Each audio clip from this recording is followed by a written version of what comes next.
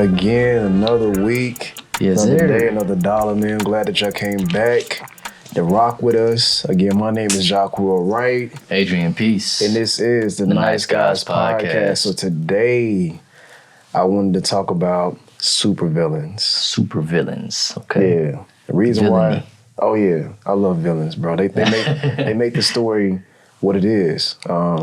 Me personally, I would choose more villain powers than I would regular, ordinary powers. I think they're kind of corny, but the supervillains always have the best powers. They always have the best powers, the best technology, the best drip.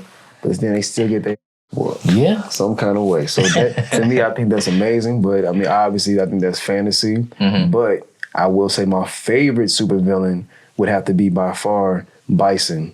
Bison. Street Fighter. Psycho Interesting. Crusher. Okay. I just like the fact that he was like freaking indestructible when I played Street Fighter 2. Okay. I just like the fact that he was just so hard to freaking beat. You know what I mean? Him and Akuma. Those are like my two top tier villains.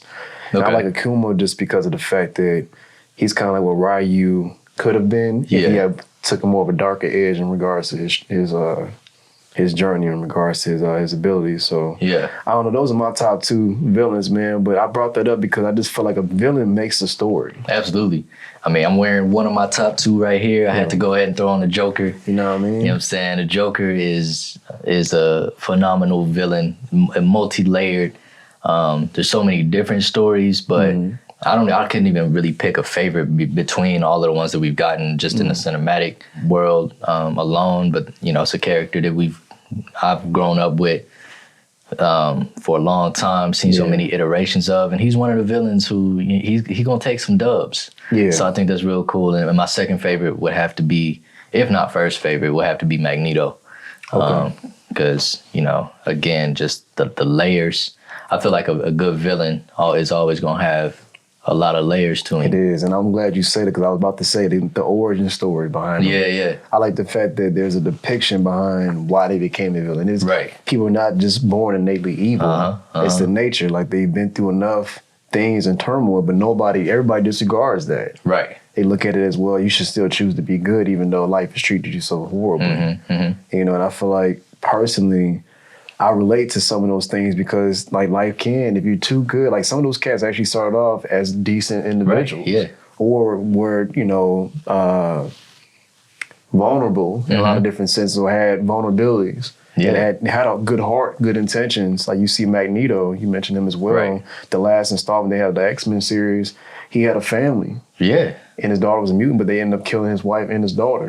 And then he ended up having to use his powers again. He actually wanted to live a normal life, but still people pulled him back in and brought their evil. Exactly. But then it's always funny to me, the one character that always is never depicted as being evil, but could easily been a villain of status would be Wolverine.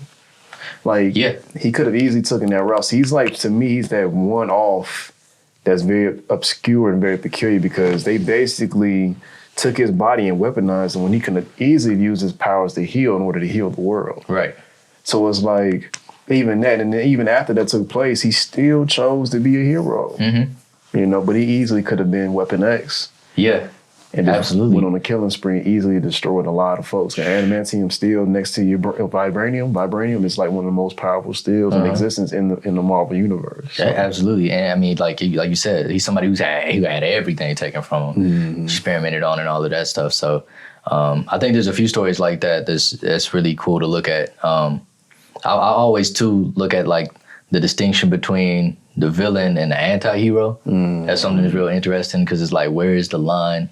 Venom. I like Venom. Like Venom, Deadpool. Deadpool. Even like Daredevil in a way too. I mean, he's had some opportunities to kind of kill folks and he didn't want to, but he had to, you know, like Punisher. Right. Punisher is like, that's a series to watch. I'm going to rewatch it on Netflix. That Marvel series is crazy. You know? So that's always a very blurred line too because they have to do what they have to do. Right. But they're still, you know, kind of a hero, but not a hero. Yeah, and it's like they take it to where, I mean, like I love Batman, but it ain't no way.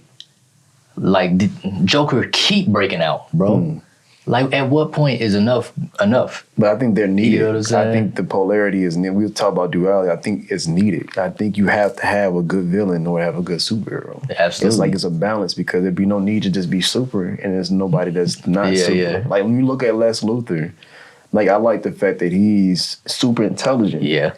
You know, he's beyond intelligent in regards to the bronze and strength of Superman, but yet he still gets defeated. Right. And yet Superman could be seen as a threat. Like when Batman and Lex Luthor both have devised like plans in order to get rid of this alien that comes to Earth that can actually, it was here set to actually take over Earth and be a tyrant, but chose to be a hero. So it's always that that contingency plan that you see with either Batman or even Lex Luthor. Like they don't trust his abilities. Really can't blame you. Yeah, so I think it's always funny to see superheroes. I like the fact that you even see like the supervillains play their parts. And like even when you're watching like what's Seth Rogen's episode of The Boys or the on Amazon, like like kind of you see them is that the name of it? I hope it's the name of Boys. The Boys, yeah. Yeah. Like I like seeing them and seeing the depiction of like some of the bad, like the heroes actually being bad because they're still human. Right. And especially when you're looking at what's his name? Homelander. Yeah. There we go. It's like he's supposed to be like this genetically well-breeded, perfect specimen, and yet he's still the most evil, narcissistic. No one man should have all that power. Man. You know what I'm saying? So to that, I always want to ask, like, do you feel like power can corrupt a person? That's what they say. They say absolute power corrupts absolutely. And I mean, we've seen it throughout history too many times for it to not be something that can happen. Like, I think as human beings, we make mistakes with small things. You know what I'm saying? We make mistakes in everyday relationships and friendships and all of that. So it's like, imagine having all of that power and then you have to be the same level of responsible with that. You know what I'm saying? But 10, 50, 100 times because you're more powerful. So like, of course you're gonna make mistakes and you're gonna have some things that you misjudge and stuff like that. Yeah. So I feel like, but once you can do stuff like that and not face consequences, then that opens up a whole new world of like, well, who's gonna stop me? Exactly. Who's gonna stop me from being almighty, all powerful? And I always find it very interesting, like when you see the depiction of certain individuals that we know of, heroes in our own community, the African American community, experience and whatnot. You see Malcolm X and Martin Luther King. Yeah. Clearly Stan Lee was depicting them between Professor X and Magneto. And like the backstory behind Malcolm X, the reason I'm so, like, you're gonna hear me talk about Malcolm X, it's just his story, to me, they try to villainize him, but he was actually just the epitome of what they created. Yeah. You sit there, his father was, shout out to Marcus Garvey, was a Garveyite, wanted Pan-Africanism to take place. He wanted all the people that had valuable skills to go back to Africa and do valuable things. So why is that such a bad thing? But yet they found a way to twist that up and make it seem like he was a bad guy for preaching things he was preaching, because he's stirring up the good Negroes and making them do things that weren't supposed to be correct. And then and inevitably got, decapitated on a train track, and his mother became institutionalized and became crazy. And then you have this guy that just is in the midst of all this. Right. Because right there you see the black family structure being destroyed, and yet he still went through all his trials and tribulations and still became who he became. Exactly. And even when he became what he became, he still got pimped in a way, and was told to shut up. And then when he went against him, wanted to create his own. Finally reached his own, found his own kind of freedom. Yeah, he wanted to create his own faction.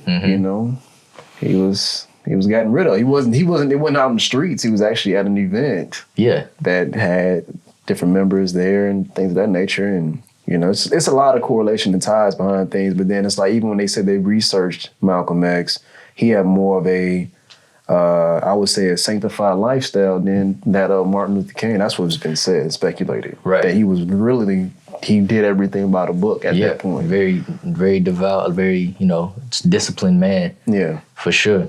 Yeah, that's really interesting. Like you said, especially that comparison to the X-Men, who, like, the mutants in general really are, I see anyways, as like, I'll just say people of color. You know what I'm saying? People who have been marginalized and pushed aside and stuff like that, and villainized in the public eye. Absolutely. So it's like these people who are trying to help, and just not being allowed to be a part of society, and they saying, nah, y'all stay over there, and villainizing them. Yeah. And so that's why I can't really blame Magneto and them for being like, so like, and this is what happens a lot. They look at us as villains, and then so there's always a faction of people who gonna be like, since y'all see me that way, I'm gonna just embody that. So then when that correlates, and I know this is gonna be a jump in a not even a far fetch. I mean, a far stretch. You look at our music. Hip hop was villainized. You know, at first it was initially for normal spoken language so that we can communicate with each other, because communication is the most powerful form of being able to, you know, get things, completed.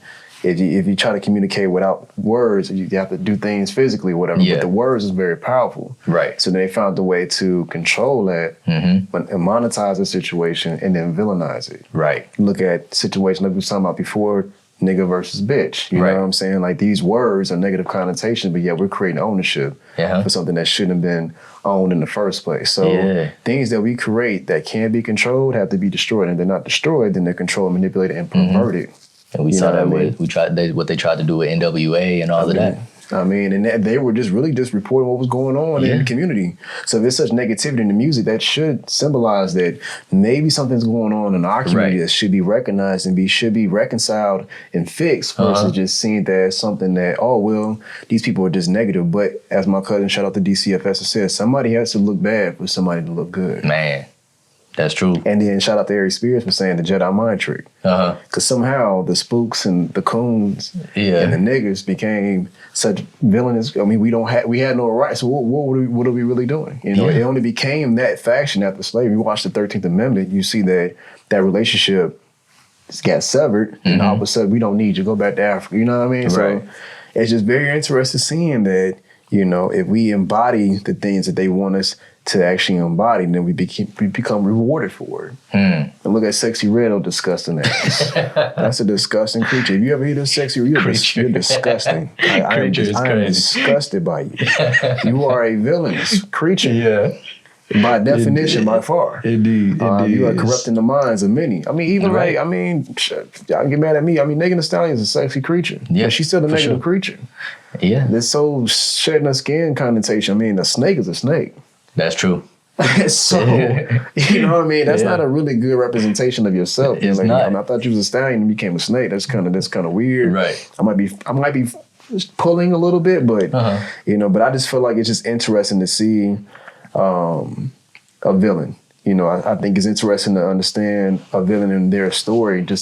Nobody's just naturally born evil. It's things that come to the point. I think people do have decisions still, and I just find it to be very interesting to see those journeys. Because even like another powerful person, R. Kelly, right? Yeah.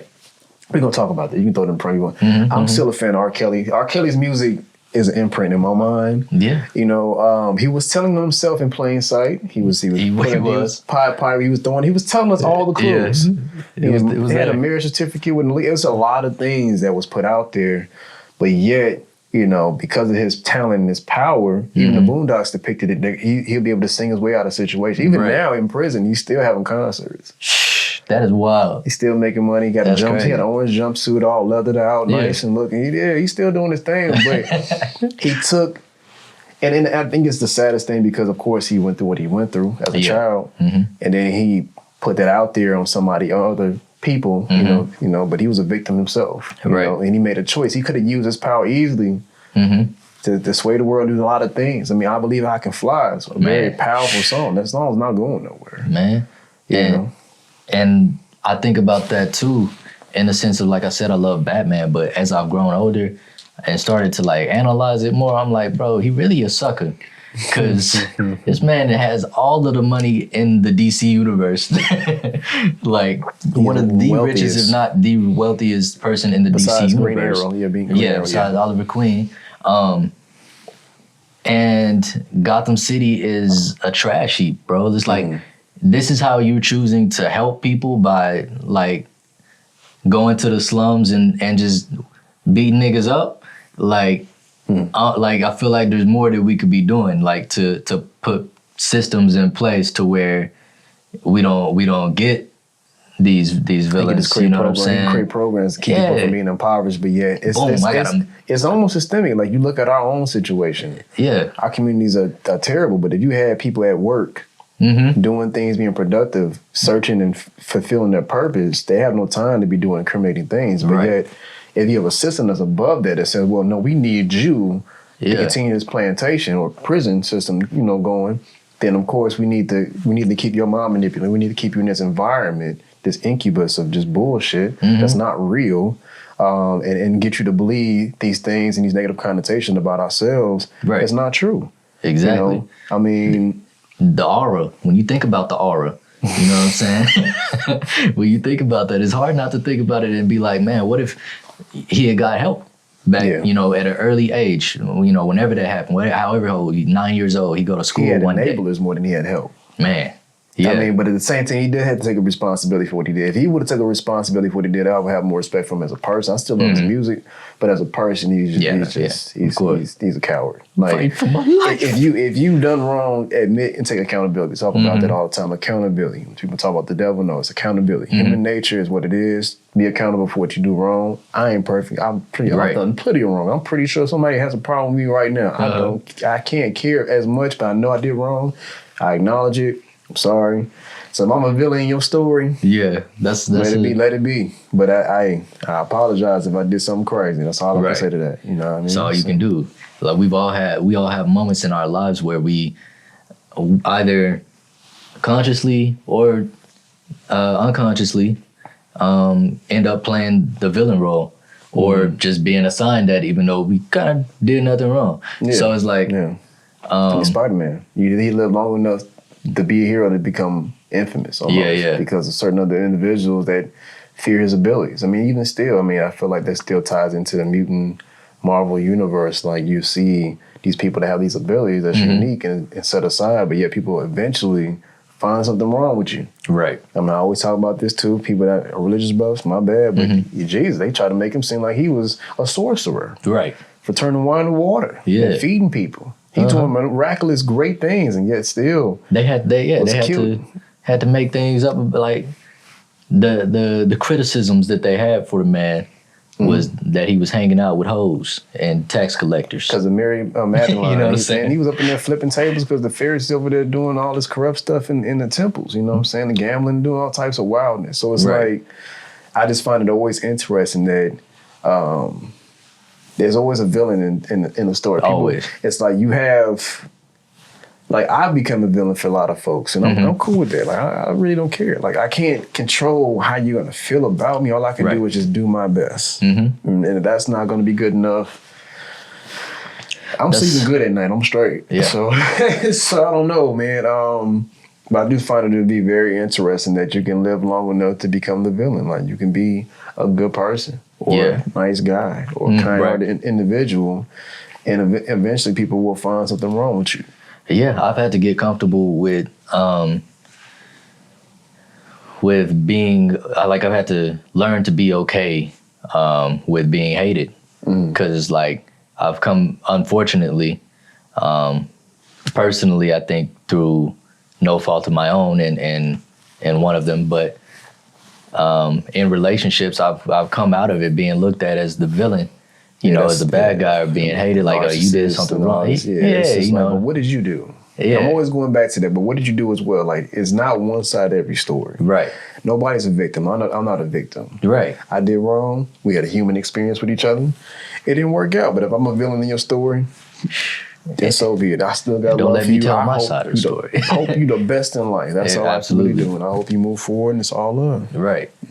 So yeah, it's like you gotta kind of be okay and with that, and know in your heart who you are and stuff like that. And so it's like, I do have one question though, and it's gonna fuck some shit up. Okay. So in this country, in this history of this country, we had people that came over here that took shit from people, right? And made it seem like we are supposed to, manifest destination. We're supposed to expand because God told us to do these things, so on and so forth.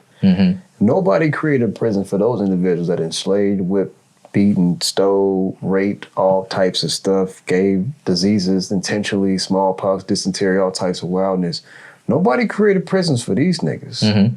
But yet, there's prisons for niggas. Yeah. So how did that whole sidestep is the most cunning shit I've ever seen in my goddamn life. Yeah. So when you create the judicial system and the stuff that we have put into legislation and all that good shit that's supposed to be put in there for good, it's only for the betterment of certain individuals in this country. Yeah. And a small percentage of individuals are seen as being the villains. Well, yeah, the problem is it's meant to be for the good of society, but who is society meant to be? You know what I'm saying? Right. Like the laws and stuff like that, this is supposed to protect society as a whole. It's supposed to protect the people, the community. But the ones that create the rules tend to be the ones that tend to know how who did they want the community to be? Right. Who did they want society to include? I always find that to be very villainous in my perspective, because I'm like, well, everybody else that's been here that's coincided with you has had the struggle for the most part. And those within your community that do struggle is because they're just lazy ass bums. Right. Because you have the complexion for the protection. So you can get your ass up and go out there and probably find a gig. Yeah. I mean, even shit, I'm about to go there. So I don't even think so personally, but let's just assume that, you know, even the people that wrote, you know, let's say even Thomas Jefferson had the purest of intentions and you know, everything that he wrote, like all of these lawmakers and stuff like that, they could have the purest intentions in their mind, but because they have this flawed belief that we're inferior or that we're monsters or, you know, peasants or whatever they see us as, ignorant or... I mean, and you say this, but it's interesting to me because it's like, when the last time have we ever tarred, lynched, and feathered anybody of any other ethnicity? But yet it's all been done to terrify and traumatize us, right? So I think it's very, even like when you had black business owners in the South, you see them getting lynched as a way of showing that if you try to progress too far, even Tulsa, we're gonna decimate your situation if we can't control it. Right. Literally carpet bomb. And to me, it's always interesting to see the Jedi mind trick. I just feel like there's so much put into place, so much rhetoric, so much words and verbiage in order to just be in control. And it's like, you know, that to me, when you look at a villain, they're villainous because there's some type of inferiority complex within themselves that they haven't. Look at the Empire. You know what I'm saying? Star Wars. It's like, Anakin was like, he became extremely insecure, even though he had such a strong ability. Because he didn't have no real like attachment to who he was. He didn't know who he was. Right, his mother was killed. His father, he doesn't know who that person was. So even in this origin story, he still had a lot of these ingredients that, if not being catered to or, you know, helped out psychologically, can turn somebody to be a villainous Homelander. These characters that we see as villains have a very similar connection I'm trying to get at. Yeah. You know what I mean? It starts off with that childhood. That's why I like the movie Joker, the Joaquin Phoenix. It shows that his whole story behind it. Him his mother being psychotic, him being abused. He was actually adopted. She wasn't his biological. It was just a lot of stuff that was put into place for him to become an anarchist or to become, you know, insane and do the things that he did. And society continued to keep beating at him. He tried to do the right things, but everybody continued to keep up. So it's like, when is enough though, you know what I'm saying? Right. You know, so I think that's very interesting, you feel me? Like, to see a person go through so much, and yet when you turn flip side, all of a sudden, I knew it. I knew you were a villain. Yeah. And that still ties into us as being black men. Right. You know, you see black men on camera being villainized. Philando Castile, you see Emmett Till, you see Tamir Rice, you see Eric, is it? Damn, I know you're talking about. But and these people's names are starting to become washed away. But it's like these things that are being done to them are like as if they're villains or as if they're evil doers, and they're just everybody's just trying to survive and coexist. Yeah, and if it wasn't people like us, you know, people using their voices to say, nah, but this is like everybody would villainize them. Everybody would say that they were in the wrong. Like, you know what I'm saying? The police were just doing their job. You know what I'm saying? Yeah, and so then I feel like the connection I'm trying to make with this villain right here is Jeffrey Dahmer. Super fucking villain. Right. I mean, eating folks. Mainly black folks. But I'm not gonna get into that in Asian. He had a little bit of taste of white too, but he just loved the niggas like they consume us. And like there's a book about, us being consumed and cannibalism in different ways, not just physically, but metaphorically as well. But him to get away with the crimes that were so egregious at the time that he did, it made sense because not only was the racial climate a certain way in the 80s, but yet he's in an area where it's like it's very impoverished. Yeah. Nobody's going to question too much, and people are just going to turn a blind eye to what he had. So he had the perfect environment to continue to keep doing what he was doing. Right. Period. I think about that now as in terms of like, I feel like there's not as many serial killers today as there was back then, and I feel like it's not just because we got more. Too many cameras. I don't feel like it's just because we got more technology. I feel like it's like you said, the racial climate is a little different too. Okay. Because like back then, it's like it's different having one major villain to focus on. And then, of course, you're going to always have the little side villains. And I feel like that's what it was looked at back then. I can see what you're saying. Sort of. I don't know, man. I feel like, you have to go through a lot more in order to commit the crime nowadays because it's just too much. Like, people going to pick up. Yeah. It's too many cameras, too much. I think technology has played a part.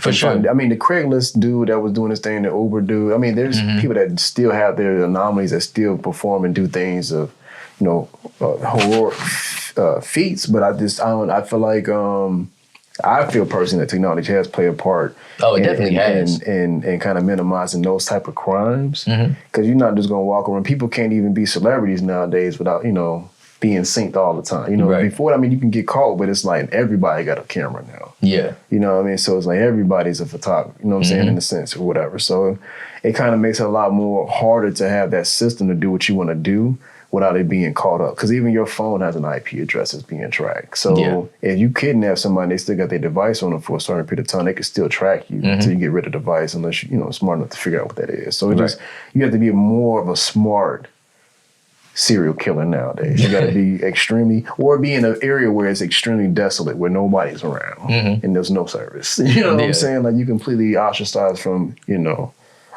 from everyday walks of life. It's still happening. Human trafficking, all that stuff is still taking organ, or people stealing people's organs and all that stuff like that. So I think those lines of just understanding villainy, or I made up a word, but understanding villains and all that, I think it's very, I don't know. It's very, like you said, it's very layered. Yeah, for sure. I think it's very layered to understand villains and how they actually work because, like I mentioned before, like evil is only seen within the eyes of the person seeing the evil. Because some people do things and they think within their nature that's fine to do. Hoe don't want, she just want to be a hoe. For most part, you know what I'm saying? Like, I don't think Sexy Red is really too much complaining. She's gonna make her bread. Her life is probably gonna be ruined outside of that, but she's gonna make her bread while she's doing it. So that's another interesting facet. Is like, we kind of touched on this, but it's like, in terms of that, it's like, so embracing the thing that is being villainized to try to normalize it. I don't know how I feel about that sometimes. Like, in some ways, I feel like it is freeing and like we said with the word nigga and all of that stuff, like we're reclaiming it. But in another sense, is like, how are you not also believing what they're saying about you, or like claiming what they're saying about you? I don't know. I see what you're saying. Like, don't just accept what they tell you about yourself. Some people don't have the willpower to see outside of that. They're okay with being in that position. Like, case in point, I've been looked at, your daddy's son. Like, my dad's, he's an evil person. Yeah. I love him in my own way, but he's not in some other people's life, he might be seen as good, whatever. But in my eyes, what I've seen of that person, people say give him grace. I'm like, I've tried multiple times. It don't work. So I know a person's nature. I respect that and deal with it accordingly. Like people know my nature, they respect it and they deal with me accordingly. Yeah. So it's cool. I mean, everybody's gonna have a different experience, but it's all about whether or not you want to, I mean, honestly, accept that. Like, I'm not gonna accept everything somebody says about me. They might feel a certain way. I have to understand where they're coming from. But does that make me who I am? No. You know, and I feel like for people that allow themselves to come and like say, oh yeah, I'm just gonna be a criminal. Right. I'm just gonna be a hoe. For those people, they just don't have that mental fortitude to think past it. They're okay with accepting it. Yeah, that's horrible. You know, but in their mind, it's like, okay, right. I don't want to deal with all the. Some people don't want to do the work to change and be a better person. Yeah, yeah. And it's a place for them, and that's why they're in the position they're in. That's how I see it. But everybody might disagree. But yeah, man, so I think that's very interesting. You do mention that, you know, you shouldn't just accept, you know, the lowest form or the lowest part of the totem pole just because somebody tells you to. And I feel like even within our community, we fought to not accept that, and now people just accept that shit. Like and I mean, the biggest Jedi mind trick was us in integration. You know, if we're such bad people and should be separate, then that should have been like, okay, well, let's go ahead and find our own thing and just become independent. But we want to prove something. You know, so that was like a really good ass chess move right there. You know what I'm saying? Let's bring them into the household that they ain't built, or they did build, but we got control over, and we're gonna make them feel comfortable, and then we're gonna make them uncomfortable at the same time. It's a very, very, very touchy subject in that sense. That's how I see it. But like I said, when you look at villains, it's just funny who creates the narrative of who's a villain, who's not. Right. You know, and it's the same principle. No matter this, I feel like this is life in general. Like the same principles that apply on a macro level tend to apply on a micro level. So you could say supervillain, or you could say bully. You know what I'm saying? And it's like the same kind of principles. Like when you look at what we were just talking about, with all right. Y'all want to be one of us? All right, we got you. Everybody want to be, but nobody want to be. Your freedom. It's like, all right, you want to sit at the table with us? All right, cool. But you don't give me your milk, right? Yeah, exactly. You know it comes with it. You know, it comes with something. You know, so it's like, as a very interesting system. Like even if you see like, ooh, that's gonna be touching. Fuck, I'm gonna go there. Anyway, you see interracial relationships. I talked about Jonathan Majors, right? Man. Well, who really has power in that situation? Because if she screamed rape or abuse, man, nigga, everything being stripped. Jonathan Majors was about to be a part of the Marvel universe and make some money. And that nigga he ran from the pussy. He got turned into a real life supervillain. That nigga ran. Full-fledged, a 4-mile ran from this bitch and still lost everything. And she kept up. That's a message for that ass. So if you want to play with that, you know, I don't. I mean, me personally, I don't mind dating outside of my. I don't care, you know. But at the same time, you gotta know who you're sleeping with. You gotta know the game that's being played too. Yeah, for sure. You know, so to each is their own. Man, but that right there is an example to let you know. Yeah, you can sit at this motherfucking type, nigga. Right. But motherfucker, you fuck up. You gonna strip your ass butt ass naked. You be walking around with some dress socks on. Right. And some briefs, nigga. Like you feel me? So it's like. I mean, to each is their own. So however you want to play the game, just play to win. You know what I mean? So, I mean, to everybody else, think about it.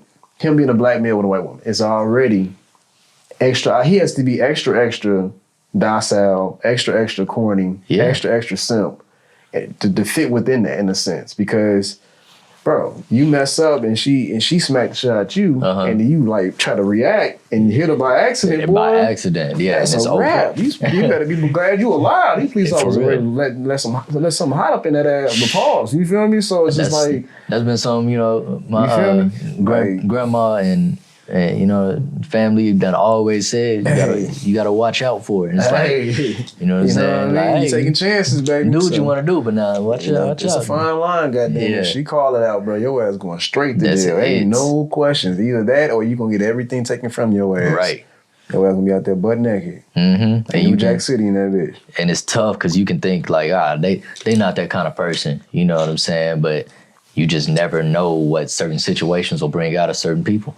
Man. And the way that the structure is already set up. Yeah. I mean, she don't even have to be that kind of person. She don't. And it's like, can you see Jonathan Majors being that? I mean, I think everybody has a little bit of villain in them. And a little bit of hero in them. Yeah. It's all about what side you want to take on. But in that situation, you guilty until proven innocent. Yeah, and that absolutely. nigga was just guilty. It was no innocent. Even though he ran, they have him on camera running. Right. The nigga, you feel me? The nigga running full speed from her. She's chasing him. And he still gets stripped. Does he look like Kane the Conqueror in that video? Man. Do you think Kane the Conqueror? She caught up to him.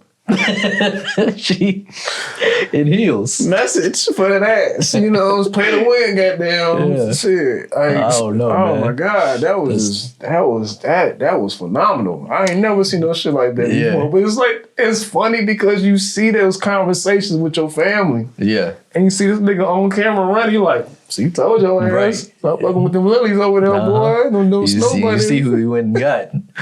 That shit quiet. Now he's sitting with Megan Good. You know, with the Bible every day in his hand. Yeah. That shit was... It's just, you know, I'm gonna leave Jonathan Majors alone, but I don't want to get into that, man. Hey, man, shout out to you, brother. You know what I'm saying? You did what you had to do, you know, but he found them a real one. Megan Good is... She's top notch. That's top notch. He's blessed. Indeed. I didn't see that shit coming. But that was a player move. I ain't never seen her. That's all right. She left the pass alone with Jonathan Majors to save him. Like that was some Harriet Tubman type shit right there. Right. Boy. I thought you were about to say there's some heroism. Definitely, she was a hero. Heroin, all that good stuff. Excuse me, I hope I'm saying that correctly. I'm not talking about heroin. The drug. Heroin with an E. Yeah. But yeah, man, I think I feel like I said, if you see a good movie, you got to have a good villain. In this story of life, there's got to be villains and some heroes. Even though the heroes can be completely not heroes, but yet think those heroes because they have the, you know. Yeah, like even in life, without adversity, you can never be great. You're only ever going to be as great as the challenges you face. Yeah. So if you like, they say like when you pray for bravery, you know what I'm saying? You're not necessarily going to get bravery given to you. You're going to get opportunities to be brave. Okay. So it's like, whatever it is you want to be in life, whatever level you're trying to get to, you're going to have to face challenges equivalent to that level that you're trying to get to. So we all need villains in our lives. Yeah, enjoy that challenge. But sometimes I feel like, man, don't push my villain. You know what I'm saying? Don't push it. You know what I'm saying? I don't want that nigga. I don't like that nigga to come out, dog. That nigga is something else. That guy, nobody wants to see that guy. I ain't a tough guy, nothing like that. But when he comes out, it's a problem. So just let me be goofy, corny. But if you challenge me, I will whoop your ass. I don't know how I'm going to do it, but it's going to take place, and it won't be fair. I'm going to win. That's how I see it. One of my cousins said, hey, man, fight to win, nigga. I learned quick when that nigga kicked me in my balls. I'm like, God damn, nigga, I ain't want to expect the match. You slap ball. Wow, oh, you bitch. Like, you know what I'm saying? So shit happens. Hey, we teach that in Kung Fu, so. You know what I'm saying? Hey, listen. Fair game, baby. It's in the rule book. We got to take it down. You know what I'm saying? There's no fairness in this situation, so just don't challenge. You was going by karate rules. You know what I'm saying? Hey, ain't no rules when you're trying to win, baby, in certain situations. So, like I said, everybody a little villain in them, so I got mine, so I just, you know. Let me just be goofy and corny. Let me do that when I need to do it, because it might be necessary for me to just. It's when I laugh to not be angry. Yeah, got to. You know what I mean? So that's it, bro. So yeah, but no, man, I like the concept of supervillains. I like the concept that there's a game being played, and just know what side you're playing it on and how you want to maneuver and make your moves. But I think we definitely got another one in the book as well, too. Indeed. So if y'all want to chime in, let me know who y'all favorite supervillain is. We didn't mention Frieza, but Frieza was definitely man. He's like my top 3. Like, he's probably the top 5 at least. Frieza was just the most... You're my case. Hey, man, if he was not the most racist, most powerful villain at one point, I mean, he destroyed the whole Saiyan, Namekian. He was just going out if that is not an oppressor... Man. Walking around being a tyrant. Just destroying whole planets. And you couldn't tell what his sexual orientation was. Nah. He definitely acting very flamboyant. I thought it was a woman. It was a woman's voice, but I'm just was. You know, it's just mannerism, all that was just disgusting. But he was just a perfect villain. Like, you just wanted to see him die because he was just such a good villain. Right. I'm going to end it on that note. That's a good one. I'm ending on that note. But again, I appreciate y'all chiming in with us. Of course, like I said, if you got a villain that you want to talk about, bring up in the chat or whatnot. You know, let us know how you feel about the situation. Who's your favorite? Do you have your villainous moments, your villainous thoughts? Everybody got a little bit of villain in them, you know what I'm saying? But don't let it overset. Don't let it overdo you, overcome you. Succumb to it. All right, again, my name is Jacques Wright. Adrian Peace. Again, this is the Nice Guys podcast. Thank y'all for chopping it up with us and tuning in. And y'all have a blessed day. Stay peaceful, stay blessed.